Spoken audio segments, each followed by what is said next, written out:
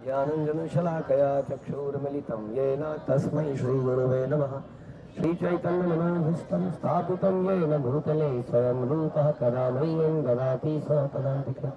वन्देऽहं श्रीगुरौ श्रीयुतापदकमलं श्रीगुरुन् वैष्णवांश्च श्रीरूपं साग्रजातं सहगण रघुनाथान्वितं तं सजीवं साद्वैतं सावधूतं परिजनसहितं कृष्णचैतन्यदेवं श्री राधा कृष्ण पादान सहगण ललिता श्री विशाखान्वितांश। हे कृष्ण करुणा सिंधु दीन बंधु जगतपते गोपेश गोपिका कांत राधा कांत नमस्तुते। तप्त कांचन गौरांगी राधे वृंदावनेश्वरी विश्वभानुसुते देवी प्रणमामि हरिप्रिये। वाञ्छाकल्पतरुभ्यश्च कृपा सिन्धुभ्येव च पतितानां पावनेभ्यो वैष्णवेभ्यो नमो नमः। जय श्री कृष्ण चैतन्य प्रभु नित्यानंद श्री अद्वैत गदाधर श्रीवासादि गौर भक्त वृंद। हरे कृष्णा कृष्ण कृष्ण हरे हरे हरे राम राम राम हरे हरे। नमो विष्णुपादाय कृष्णप्रेष्ठाय भूतले श्रीमते भक्ति वेदांत स्वामिनिति नामिने। नमस्ते सारस्वते देवे गौरवाणी प्रचारिणे निर्विशेष शून्यवादी पाश्चात्य देशतारिणे। जय जय श्री चैतन्य जयो नित्यानंद जय अद्वैत चंद्र जय गौर भक्त वृंद। जय जय श्री चैतन्य जयो नित्यानंद जय अद्वैत चंद्र जय गौर भक्त वृंद। जय जय श्री चैतन्य जयो नित्यानंद जय अद्वैत चंद्र जय गौर भक्त वृंद। तो हम लोग जो बैठे हैं बड़ी विशेष जगह है। आपने अभी हरिदास ठाकुर की समाधि में आप थे, तो हरिदास ठाकुर की समाधि यहीं पर चैतन्य महाप्रभु ने बनाई थी। तो ये बीच की सड़क नहीं थी, समझ लीजिए ये बिल्डिंग ये होटल यहाँ पे नहीं थे, और ये टोटली बीच था। और इसी बीच की एक रेत को खोद के भगवान ने स्वयं अपने हाथों से हरिदास ठाकुर की समाधि बनाई। तो उसी के बारे में हम चर्चा करते हैं इस कथा को कि एक दिन श्री चैतन्य महाप्रभु का निजी सेवक गोविंद बहुत ही आनंदित होकर जगन्नाथ जी का प्रसाद देने के लिए हरिदास ठाकुर के पास गया। गोविंद को जानते हैं, गोविंद कौन थे? उनके निजी सेवक, सर्वेंट। तो जगन्नाथ जी का प्रसाद लेके कभी चैतन्य महाप्रभु गए, कभी गोविंद गए। तो जब पहुंचे तो उन्होंने देखा कि वो अपनी पीठ की बल पर लेटे हुए हैं, सीधा लेटे हुए हैं पीठ पर, और धीरे धीरे जप माला कर रहे हैं, हरे कृष्ण मंत्र धीरे धीरे कर रहे हैं। तो हरिदास ठाकुर कितनी माला करते थे? 192 माला करते थे। तो गोविंद ने उनसे पूछा कि कृपया उठकर अपना महाप्रसाद ले लीजिए, महाप्रसाद में लेके आया हूँ। और हरिदास ठाकुर ने उत्तर दिया, आज मैं उपवास रखूंगा। क्या बोला? क्यों रखेंगे उपवास? क्योंकि मेरा नाम जप नहीं हो पाया। क्योंकि नाम कंप्लीट नहीं हुआ है, जब कंप्लीट नहीं हुआ है। कई बार में भक्त बोलते हैं कि आज हमारा जब कंप्लीट नहीं हो पाया। हाँ, रात हुई थी, 12 बज गए थे, ऑफिस में बहुत ज्यादा काम था, बोलते कि नहीं? हाँ, ये कह रहे हैं कि अगर जब खत्म नहीं हुआ तो क्या नहीं करूंगा? प्रसाद ही नहीं ग्रहण करूंगा, उपवास करूंगा मैं आज। हमारी माला कितनी है? 16। इनकी कितनी है? अब 192 माला के बाद अगर हम रोज प्रसाद पाएंगे तो हम भूखे मर जाएंगे। हम लोग मरेंगे तो नहीं, ऐसा हमें लगेगा कि हम मर जाएंगे। लेकिन हरिदास ठाकुर का ये नियम था, आज मैं उपवास रखूंगा। मैंने अपना जप पूर्ण नहीं किया है तो फिर मैं खा कैसे सकता हूँ? किंतु तुम तो महाप्रसाद लाए हो, अब महाप्रसाद को उपेक्षा भी कैसे करूँ? अपराध हो जाएगा। जैसे कि हम मतलब प्रसाद लाए हो तो प्रसाद और भगवान में कोई अंतर नहीं है, ऐसा हम सोच के माला को साइड में रख देते हैं और फिर प्रसाद पाने लगते हैं। तो फिर क्या करें ऐसे में? प्रसाद को छोड़े या माला को छोड़े? आपने बताया तो बहुत हल्का सा थोड़ा सा ले लें। हाँ, या ऊंट चले ना, ऊंट के मुंह में जीरा, सुना आपने कहावत? तो जितना ऊंट के मुंह में जीरा है उतना प्रसाद लेके प्रसाद का सम्मान करके आप फिर से जब शुरू कीजिए। तो उन्होंने क्या किया? महाप्रसाद को नमस्कार किया और थोड़ा सा लेकर ग्रहण कर लिया। और अगले दिन चैतन्य महाप्रभु हरिदास के स्थान पर गए और पूछा, हरिदास तुम ठीक तो? हरिदास ठाकुर ने नमस्कार किया, बोला मेरा शरीर तो सही है लेकिन मेरा मन और बुद्धि ठीक नहीं है। अब हम किसी से पूछते हैं तो कोई क्या बोलता है? ठीक है, थोड़ा सा यहाँ पे दर्द है, थोड़ा सा यहाँ पे दर्द है, थोड़ा सा चक्कर आ रहे हैं। चक्कर आ रहे हैं कॉमन है ना नॉर्थ इंडिया में, चक्कर आ रहे हैं, तनी यहाँ है कि नहीं, चक्कर आ रहे हैं, ये हो रहा है। तो हम लोग जैसे ही पूछा जाता है कि कैसे है तो हम जवाब क्या देते हैं? शरीर से आधार दे देते हैं कि मेरा शरीर में ये समस्या है या मेरा शरीर बढ़िया है एकदम। कैसे आ रहे? परिक्रमा करके पैर में दर्द है। हरिदास ठाकुर ने क्या बोला? शरीर तो ठीक है लेकिन मन बुद्धि ठीक नहीं है, हमारा कभी विचार ही नहीं जाता इस बारे में। तो कहते चल, और क्यों मन बुद्धि ठीक नहीं है? उन्होंने पूछा तुम्हारा रोग क्या है बताओ। हरिदास ठाकुर ने योग दिया, बोला मेरा रोग ये है कि मेरी जप की संख्या पूरी नहीं हो पा रही है। कितनी टेंशन है उनको, सोचिए। एक दिन पहले प्रसाद नहीं खाया, आज महाप्रभु बोल रहे हैं मैं बड़ा परेशान हूँ। क्यों? तो मेरी जप की संख्या, कितनी जप नहीं हो पा रहे? फिर से बार बार 192। हमारे कितने हो गए? कितनी बार 16 करेंगे तो 12 बार माला आप करोगे, 16 तब जाके। हाँ, आप सोच लीजिए अब क्या हमें इतनी परेशानी हो रही है। और हम किसके शिष्य हैं? नामाचार्य आचार्य के शिष्य हैं। आचार्य कौन है? हरिदास ठाकुर।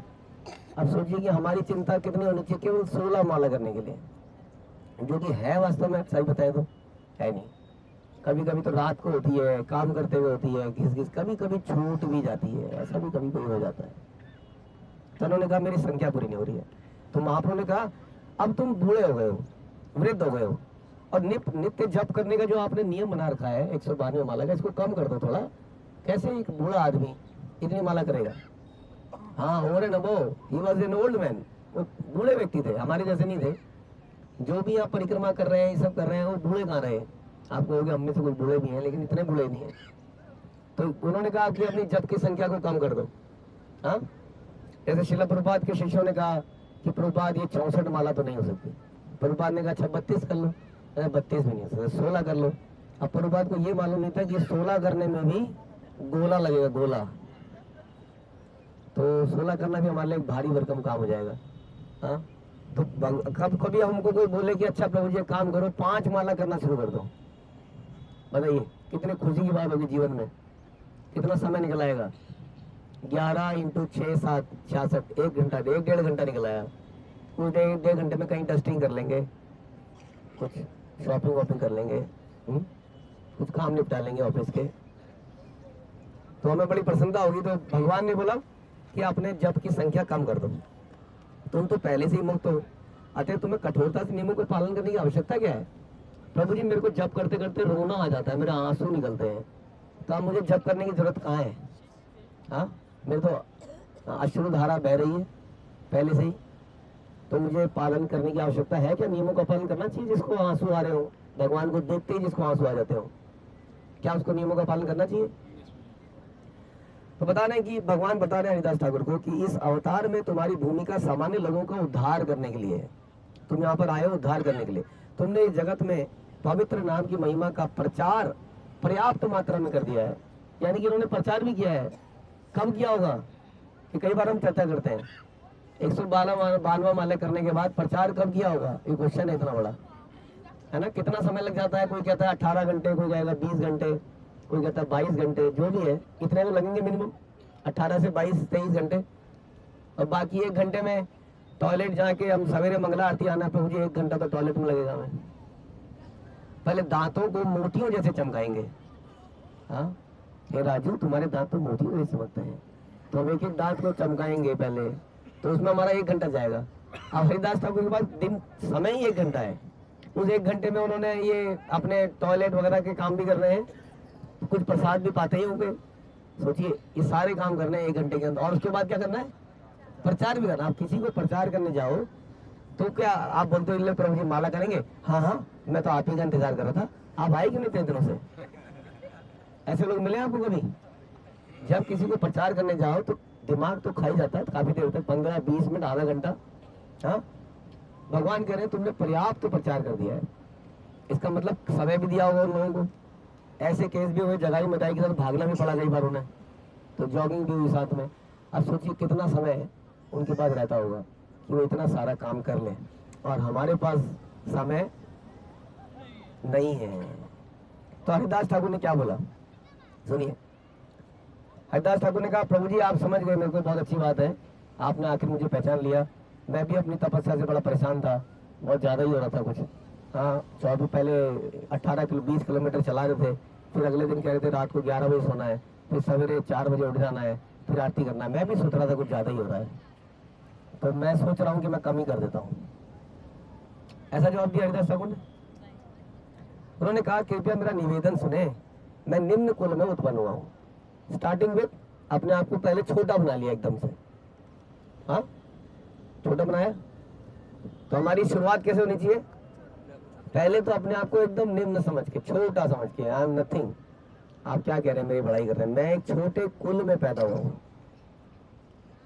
और मेरा शरीर अत्यंत गर्हित है। मेरा शरीर क्या है? दूषित है, अच्छा नहीं है मेरा शरीर, क्योंकि मैंने शरीर से बड़े सारे पाप कर्म कर दिए हैं।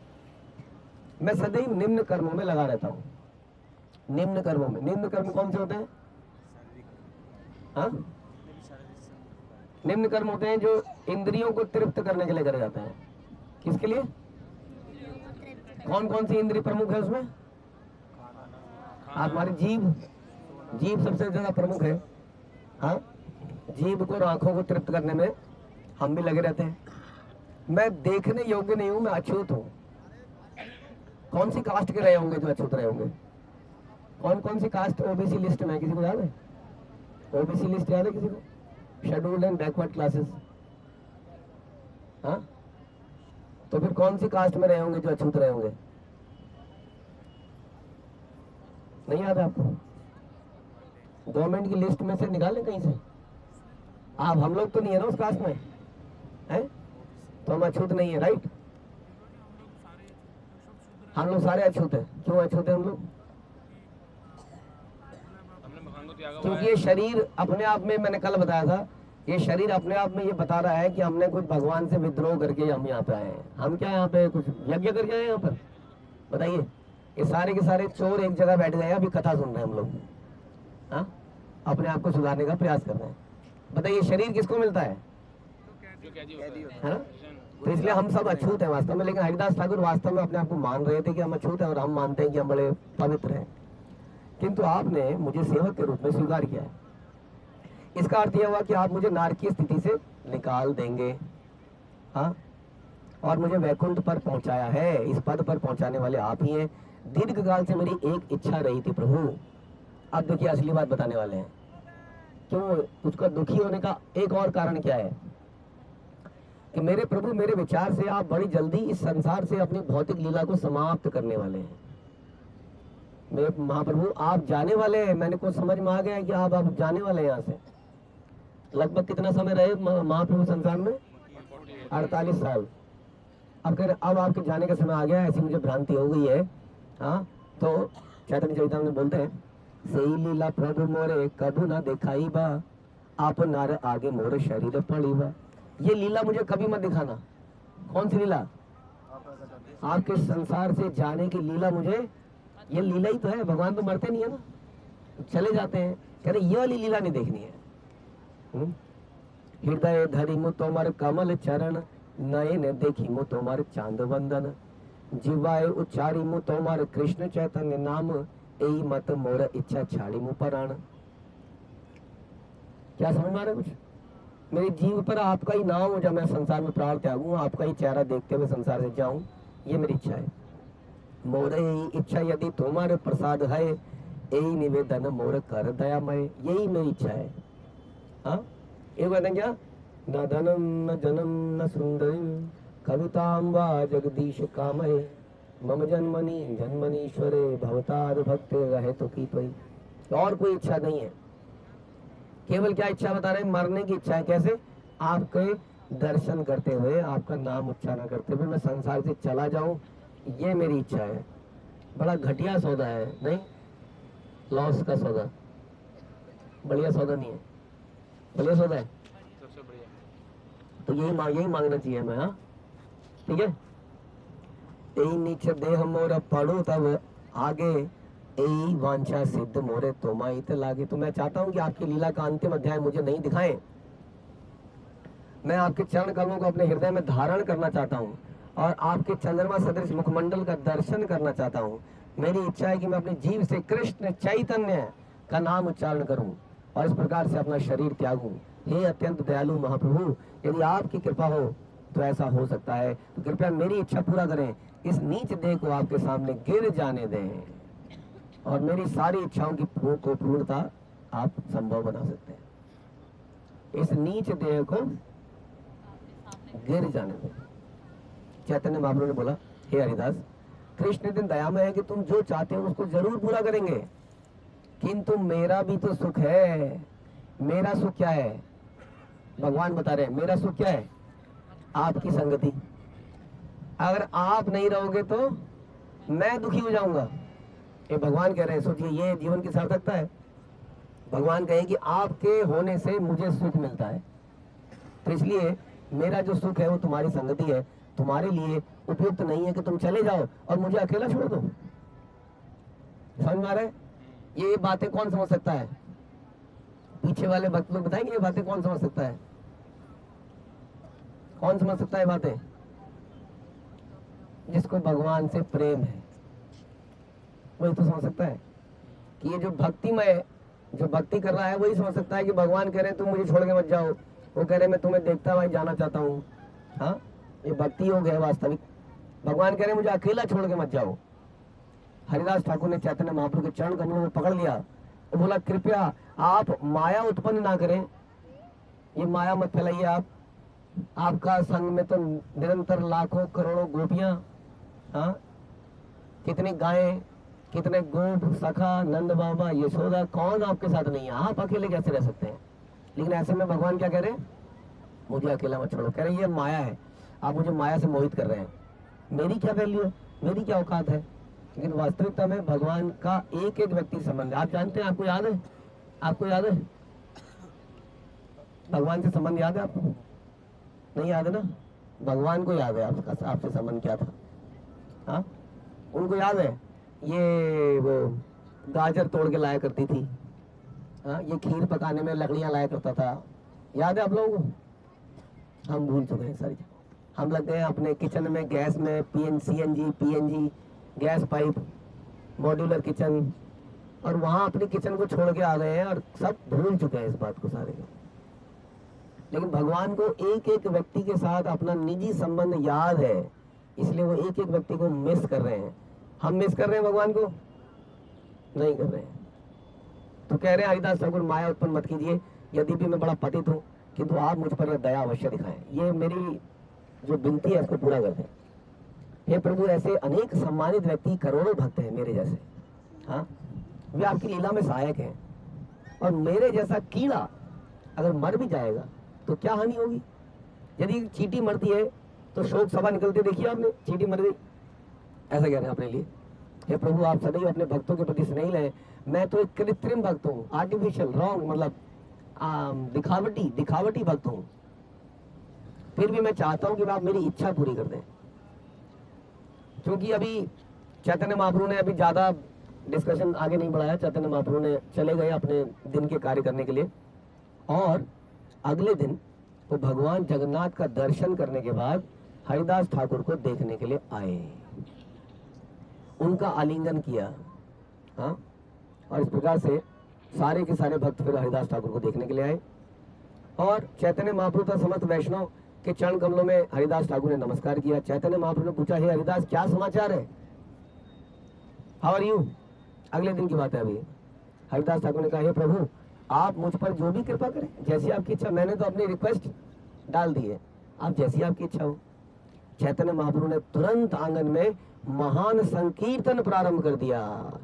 हरे कृष्णा कृष्णा कृष्णा हरे हरे, हरे राम राम राम हरे हरे। इसमें वक्रेश्वर पंडित प्रमुख नर्तक थे, नृत्य हो रहा था। चैतन्य महाप्रभु के सारे भक्तों ने हरिदास ठाकुर को घेर लिया और संकीर्तन प्रारंभ कर दिया। हरे कृष्णा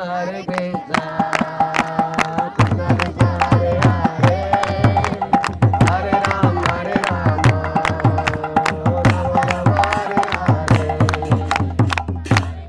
रामानंद राय और सार्वभौम भट्टाचार्य जैसे महान भक्तों के समक्ष चैतन्य महाप्रभु हरिदास ठाकुर के पवित्र गुणों का वर्णन करने लगे।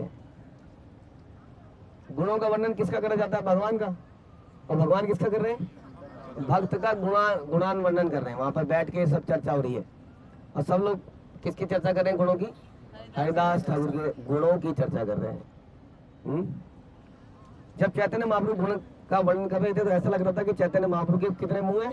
5 मुंह हैं, यानी कि एक के बाद एक। ऐसा हरिदास तुम ऐसे हो, हरिदास ने ये किया, हरिदास तुम ऐसे हो। यही इसी तरीके से हम जीत सकते हैं भगवान को ना, अपनी विनम्रता से, अपने गुणों से, वरना भगवान को हम क्या दे पाएंगे जीवन में। हाँ, तो इस तरह सुख जितना महाप्रभु बोलते जा रहे थे उनका सुख बढ़ता जा रहा था। हरिदास ठाकुर के दिव्य गुणों को सुनकर सारे के सारे जो भक्तगण थे उनका हृदय एकदम गदगद हो गया, आश्चर्यचकित हो गए। उन सबों ने हरिदास ठाकुर के चरणों की वंदना करी। हरिदास ठाकुर ने चैतन्य महाप्रभु को अब अपने सामने बैठा लिया। चैतन्य महाप्रभु के सामने बैठ गए और अपने नेत्रों को उनके चेहरे पे एकदम टिका दिया। उन्होंने चैतन्य महाप्रभु के चरण कमलों को अपने हृदय में धारण किया और समस्त चरण भक्तों के जो वहां पर एकत्रित थे उनके चरणों की धूलि को लिया। हाँ, और चैतन्य महाप्रभु के पवित्र नाम का बारंबार उच्चारण किया। गौरांगा गौरांगा, इस प्रकार से वो बोलते रहे। जब उन्होंने महाप्रभु के मुख की मधुरता का पान किया तो उनके नेत्रों से अश्रु बहने लगे। हाँ, चैतन्य महाप्रभु का नाम उच्चारण करते करते उन्होंने प्राण त्याग दिए और अपना शरीर छोड़ दिया। हरिदास ठाकुर की अद्भुत इच्छा मृत्यु देखकर सबको किसका याद आ गया? भीष्म पितामह याद आ गए। भीष्म पितामह ने भी इसी प्रकार से अपने प्राण त्यागे भगवान को देखते हुए। तो सबको यही त्याग ध्यान में आ गए, क्योंकि वह मृत्यु महान योगी की थी। सब लोगों ने हरि तथा कृष्ण के पवित्र नामों का कीर्तन किया। कोलाहल मच गया वहां पर, उस जगह पर। चैतन्य महाप्रभु प्रेमानंद से विमल हो गए। उन्होंने हरिदास ठाकुर के शरीर को उठा लिया। ये फोटो देखी होगी आपने। हाँ, हरिदास ठाकुर के शरीर को उन्होंने इस प्रकार से उठा लिया, मृत शरीर को अपनी गोद में ले लिया और प्रेमावेश में आकर आंगन में शरीर के साथ नृत्य करने लगे। बॉडी को लेके, मृत बॉडी को लेके पूरे आंगन में नाचने लगे। वो इतने भाव में महाप्रभु उस वक्त आ गए थे। इसलिए ये जो परंपरा है ये तपस्या और भाव दोनों का, दोनों जो लोग दोनों चीजें जानते हैं उन्हीं के लिए है। हाँ, तपस्या, नियम पालन और साथ साथ भाव को समझ सकता हूँ। तो महाप्रभु जो है स्वयं भगवान, देखिए भगवान किसी के संस्कार करें ये बहुत बड़ी बात है। राम जी ने संस्कार किया था किसी का, पिताजी के अलावा? जटायु का। सोचिए, जटायु का संस्कार उन्होंने अपने हाथों से किया। तो भगवान का ये संबंध है। हाँ, इस प्रकार के संबंध भगवान बनाते हैं। इसलिए भावग्राही भगवान है, ऐसा उनके बारे में कहते हैं। तो वो महाप्रभु ने खूब नृत्य किया और कुछ समय तक ऐसे नृत्य करते रहे। भूल गए कि ये व्यक्ति मृत हो चुका है, अब इसका अंतिम संस्कार भी किया जाना चाहिए। भूल गए हो। तो स्वरूप दामोदर ने उनको बताया, महाप्रभु धीरे से बताया कि महाप्रभु इनके कुछ अंतिम संस्कार करने होंगे हमें, हम लोगों को। एक महान भक्त हमें छोड़ के गया है। तो हरिदास ठाकुर को एक वाहन पर चढ़ाया गया जो कि विमान जैसा था और सामूहिक कीर्तन के साथ उन्हें समुद्र में लेके जाया गया। ये वही जगह है जहाँ पर ये सब हुआ। हाँ, तो इस समुद्र में पास लेके गए और चैतन्य महाप्रभु शोभा यात्रा के आगे आगे नृत्य कर रहे थे। वक्रेश्वर पंडित अन्य भक्तों के साथ पीछे पीछे कीर्तन करते हुए, नृत्य करते हुए निकल रहे थे। चैतन्य महाप्रभु ने हरिदास ठाकुर के शरीर को समुद्र में स्नान कराया। तो इसी समुद्र में यहाँ पर स्नान कराया गया और घोषित किया कि आज से यह समुद्र महान तीर्थ स्थल बन गया है। हर एक ने यहाँ पर जल पिया जो हरिदास ठाकुर के चरणों का स्पर्श कर चुका था और सबों ने जगन्नाथ जी के चंदन प्रसाद का हरिदास ठाकुर के शरीर पर लेप किया। बालू में गड्ढा खोदा गया और उसमें हरिदास ठाकुर का शरीर रख दिया गया।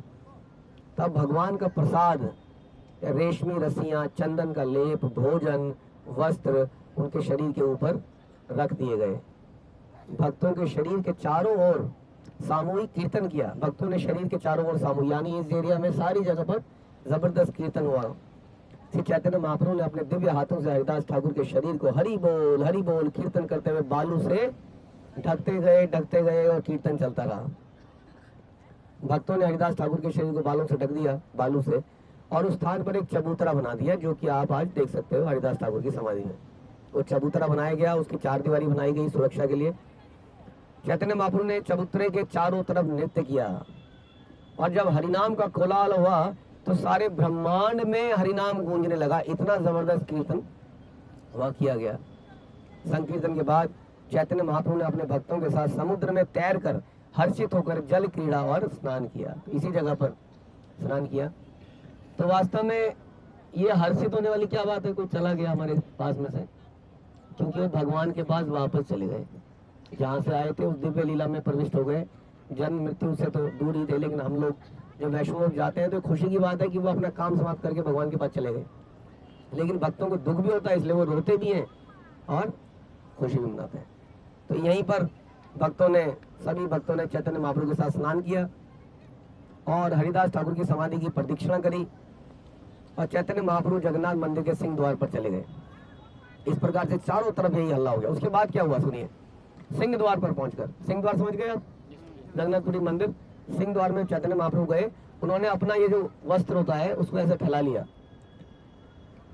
वस्त्र को फैलाकर वो एक एक दुकान के आगे गए। क्या करने गए कि मुझे थोड़ा दान दीजिए, हरिदास ठाकुर की अंतिम संस्कार में वैष्णव भोज करना है, पूरा उत्सव मनाना है, तो मुझे एक एक दुकानदार के पास वो जाने लगे। कौन गए? भगवान। हाँ, एक एक दुकान पे खुद भिक्षा मांगने चले गए। कई बार हम लोग भगवान के लिए गीता या कुछ मांगने जाते हैं तो हमें शर्म आती है। देखिए भगवान हमारे लिए भिक्षा मांगते हैं। तो सारे दुकानदार तुरंत ही बड़ी बड़ी टोकरियां लाके महाप्रभु को देने लगे। अब स्वरूप दामोदर ने देखा तो उन्हें लगा यार ये क्या हो रहा है, तो गड़बड़ हो गई। किसी तरह दुकानदार को डांटा, रोका, महाप्रभु को किसी तरह वहां से लेके गए कि आप चलिए हम लाते हैं। फिर सारे भक्त स्वरूप दामोदर उनके कुछ भक्त एक एक दुकानदार पे जाके खुद से उन्होंने सारी वस्तुएं बटोरी और सबको बोला सब थोड़ा थोड़ा दीजिए, क्योंकि इतने लोग देने वाले थे कि वह असंख्य सामान हो रहा था। सबको थोड़ा थोड़ा सब योगदान, अपना अपना योगदान दीजिए। और इस प्रकार से वहां पर उन्होंने सामान को एकत्रित किया। उसके बाद चैतन्य महाप्रभु ने सारे भक्तों को पंक्ति में बिठा लिया और 4 अन्य व्यक्तियों के साथ वो स्वयं प्रसाद का वितरण करने लगे। चैतन्य महाप्रभु का अब क्या था, जब चैतन्य महाप्रभु प्रसाद का वितरण कर रहे थे तो ये पूरी लाइन दे दी, ये पूरी लाइन दे दी। आप देख रहे हैं कि कुछ हो ही नहीं रहा है, कोई खा ही नहीं रहा है। क्यों नहीं खा रहा है कोई? क्योंकि चैतन्य महाप्रभु बांट रहे हैं। तो किसी तरह से उनसे रिक्वेस्ट करेगी आप बैठिए, आप बैठिए, आपने प्रसाद बांट लिया। जब उन्होंने बैठ गए तब लोगों ने प्रसाद पाना चालू किया। अब चैतन्य महाप्रभु बता रहे हैं जब प्रसाद रख रहे तो कितना प्रसाद रख रहे थे? एक आदमी को 5-5 आदमियों को प्रसाद दे रहे थे, भर भर के प्रसाद दे रहे थे। हाँ, इस प्रकार से तो इन्होंने यहाँ पे प्रसाद वितरण किया। फिर महाप्रभु को बैठाया गया वहाँ पर। काशी मिश्र भी वहाँ पर आ गए, हाँ, जिनके घर में महाप्रभु रहते थे। चैतन्य महाप्रभु परमानंद पुरी और ब्रह्मानंद पुरी भारती के साथ वहाँ पर बैठ गए और उन्होंने प्रसाद ग्रहण किया। जब वो खाने लगे तो सारे के सारे वैष्णव भी खाने लगे। हर एक ने जी भरकर भोजन किया, क्योंकि चैतन्य महाप्रभु परोसने वालों से कहे जा रहे थे और दो, इनको और दो, इनको और दो। और जब सारे भक्तों ने प्रसाद ग्रहण करना बंद कर दिया, अपने अपने हाथ मुंह धो चुके थे, तो चैतन्य महाप्रभु ने हर एक को फूल की माला पहनाई, चंदन का लेप लगाया, हाँ, और सारे भक्तों ने चैतन्य महाप्रभु से आशीर्वाद प्राप्त किया। चैतन्य महाप्रभु ने आशीर्वाद दिया कि जिस किसी ने हरिदास ठाकुर के विजय उत्सव को देखा है, जिस किसी ने यहाँ कीर्तन किया और नृत्य किया है, जिस किसी ने हरिदास ठाकुर के शरीर पर बालू डाली है, जिसने उनका प्रसाद ग्रहण किया है, उसे शीघ्र ही कृष्ण की कृपा प्राप्त होगी। हरिदास ठाकुर के दर्शन में ऐसी अद्भुत शक्ति है। कृष्ण ने मुझ पर कृपा करके हरिदास ठाकुर की संगति प्रदान करी है। हाँ, ऐसा कौन बोल रहा है? स्वयं भगवान बोल रहे हैं। तो जब हरिदास ठाकुर ने संसार से जाने की इच्छा करी तो भगवान भी उनको रोक नहीं पाए। हाँ भाई, भक्त की इच्छा ऐसे पूर्ण करते हैं भगवान। रोक चाहते थे कि वो रुक जाए ना जाए, लेकिन उनकी इच्छा के आगे भगवान को हारना पड़ा। और वो कह रहे मैं चाहता नहीं था, लेकिन उनकी इच्छा पूरी करना मेरा दायित्व था। जैसे भगवान बोलते हैं, हाँ, क्या बोलते हैं भगवान? कि अपने भक्त की सारी जरूरतों को मैं पूरा करता हूँ। कौन तया प्रति जाना ही ना मैं भक्त है। हाँ, उनकी सारी जरूरतों को मैं पूरा करता हूँ, उनकी सारी रक्षा मैं करता हूँ। तो इस प्रकार से चैतन्य महाप्रभु ने बोला, सबको बोला हरिदास ठाकुर की जय, बोलो बोलो हरिदास ठाकुर की जय। यह कहकर वो नृत्य करने लगे। हर व्यक्ति कहने लगा हरिदास ठाकुर की जय। जिन्होंने भगवान के पवित्र नाम के कीर्तन की महिमा को प्रकाशित किया। तत्पश्चात श्री चैतन्य महाप्रभु ने सारे भक्तों को विदा किया और स्वयं भी सुख तथा दुख के मिश्रित भावनाओं के में डूबे विश्राम करने लगे। कृष्णदास कविराज क्या कहते हैं? कृष्णदास कविराज कहते हैं कि जो भी इस कथा को सुनता है वह निश्चय ही कृष्ण की भक्ति में अपने मन को दृढ़ करेगा। हाँ, हरिदास ठाकुर के महाप्रयाण की घटना से तथा चैतन्य महाप्रभु ने जिस यत्न से उसको मनाया, उससे समझा जाता है कि महाप्रभु अपने भक्तों के प्रति कितने वत्सल हैं। हाँ? हमें लगता है कि हमने ज़्यादा दे दिया, हमने ज़्यादा डोनेशन दे दी, ज़्यादा कर लिया, लेकिन कभी कभी अगर हम बैठ के ये सोचें कि हम भगवान ने हमारे लिए कितना किया है, तो हम सब के आंसू निकल ही जाएंगे। लेकिन बीच बीच में हमें लगने लगता है, अरे मेरे मम्मी पापा ने बहुत किया था, बुआ जी ने बहुत किया था, ये फूफा जी ने बहुत किया था, ये उस रिश्तेदार ने बहुत किया था, है ना। और कई बार उनके कहने से हम भगवान की भक्ति भी छोड़ देते हैं, लेकिन हम कभी ये ध्यान नहीं कर पाते कि भगवान ने कितना किया। लेकिन भगवान हमेशा याद रखते हैं अपने भक्तों को, जैसे मैंने बताया। इवन इफ कि हम लोग भगवान के प्रति नजरअंदाज करते हैं, इग्नोर करते हैं, अपनी जिंदगी में लगे रहते हैं, अपनी लाइफ में बिजी जाते हैं, but Krishna is supplying everything. हाँ, ये महान सागर देख के ही आप कह सकते हैं कि कैसे भगवान ने हमारे लिए कितनी वस्तुओं की सुविधा कर रखी है। यही सागर से ही पानी उड़ के जाता है और यहीं से हमें पानी प्राप्त होता है। हाँ, इन्हीं सागर में सारी नदियों का अंत होता है, इसी से बारिश होती है, नदियां बनती हैं और फिर इसी सागर में घुस जाती हैं। ये सागर इतना अनलिमिटेड है, इसको देख के लगता है कि कृष्ण की पावर क्या है, लेकिन हमारे पास समय कहाँ है, क्योंकि हम लोग क्या बन गए, सेल्फिश। हम लोग सेल्फिश हो गए। लेकिन ध्यान रखिए, सेल्फिश व्यक्ति सामान तो बटोर लेगा, लेकिन क्या नहीं बटोर पाएगा, प्रेम नहीं बटोर पाएगा, आनंद नहीं आएगा। इसलिए सामान आने के बाद भी जिंदगी में सब कुछ होगा, इस पॉकेट में ये होगा, इस पॉकेट में ये होगा, बैग की 100 जिप होंगी, जिप हर जिप में कोई सामान होगा, लेकिन आनंद और प्रेम नहीं होगा, क्योंकि हम सेल्फिश बन चुके हैं। और ये सेल्फिश बड़ी बड़ी बातें नहीं करते हैं। भगवान से प्रेम करने से पहले किससे प्रेम करना पड़ेगा, पहले अपने आसपास के जो भक्त हैं उनसे प्रेम करना पड़ेगा। अभी तो हम वहीं पर ही अटके हुए हैं, एक सेकंड में, अभी यहाँ से निकलते ही कुछ कुछ दिखने लग जाएगा। हाँ, प्रसादम की लाइन में भीड़, उसमें मारपीट, या कहीं पर बैठना हो तो मैं पहले बैठूंगा, मैं पहले, या ऑटो में पहले हमारा ऑटो चला जाए, किस तरीके से मैं कैसे पहुंच जाऊं वहां पर। और हरिदास ठाकुर पीछे ही रहते थे। और हरिदास ठाकुर का अंतिम संस्कार किसने किया, पता नहीं, कभी ऐसा ना हो जाए कि हमारा अंतिम संस्कार गिद्ध करे, हमारी बॉडी कहीं पता नहीं चले कहाँ चली गई। हरिदास ठाकुर का तो भगवान ने किया, क्योंकि वो ये नहीं कहते थे मैं पहले पहुंच जाऊं, ये चीज मुझे पहले प्राप्त हो जाए, वो हमेशा देना चाहते थे। हाँ, और इसलिए भगवान ने उनको अनलिमिटेडली दिया। इसलिए इस भाव को ध्यान में रखिए, किस तरह से हरिदास ठाकुर ने जीवन की सफलता प्राप्त करी। हमें कई बार लगता है कि हम अधिक विनम्र बनेंगे तो दबा दिए जाएंगे, है ना, लगता है ना, ज्यादा विनम्र बनेंगे तो दबा देंगे। आप जैसे होता है ना, आप आ जाइए, आप खा लीजिए, तो कई बार जोक बनता है कि ऐसा व्यक्ति तो यही करता रह जाएगा और खड़ा ही रह जाएगा। जैसे मैं खड़ा हूँ ऑटो में, अच्छा आप बैठ जाइए, आप बैठ, तो वो व्यक्ति जा पाएगा, वो जा ही नहीं पाएगा। आज जाएगा वो, कब जाएगा वो, अंत में जाएगा, लेकिन अंत में कोई तो आएगा। कई बार हम कहते हैं कि हम इस सीट पे नहीं बैठेंगे, माना कितनी छोटी बात है, देखिए हाउ स्मॉल इट इज। हम कहते हैं हम उस सीट पे बैठेंगे, लेकिन मेरा क्वेश्चन है कोई तो उस सीट पे भी बैठेगा ही, वो कौन बैठेगा, वो भी तो एक डिवोटी होगा। और हम कह रहे हैं हम नहीं बैठेंगे, फिर उसमें जिराए कर रहे हैं, नहीं ऐसा क्यों है, नहीं वो क्यों है, करते हैं कि नहीं। ये कितनी छोटी बात है, और यहाँ क्या चर्चा हो रही है सोचिए जरा। लेकिन हम बता रहे हैं, हाँ क्या है, सारा भाई माथे तिलक गौर मिले ना, गौर नहीं मिलेंगे, ऐसे लगे रहोगे घिसते घिसते हरे कृष्णा करते करते माला में, लेकिन भगवान प्राप्त नहीं हो। क्योंकि भगवान को जीतना अलग बात है और ये माला करना अलग बात। जीतने के लिए क्या करना पड़ेगा, ये करना पड़ेगा जो हरिदास ठाकुर ने किया, अनलिमिटेडली जिसको कहते हैं देना, हाँ, संसार को। तो इस भाव की हम प्रार्थना करते हैं कि ये भाव हमारे अंदर पैदा हो, ये सेल्फिश हमारे अंदर जो विचार है ये समाप्त हो, मैं और मेरा परिवार से बाहर निकलकर हम जीवात्मा के लिए कुछ कर पाए, भगवान को प्रसन्न कर पाए, अपना सर्वस्व त्याग कर अकिंचन कृष्ण दास बन पाए। हरे कृष्ण। श्रील प्रभुपाद की, नामाचार्य श्री हरिदास ठाकुर की। एनी कमेंट और क्वेश्चन?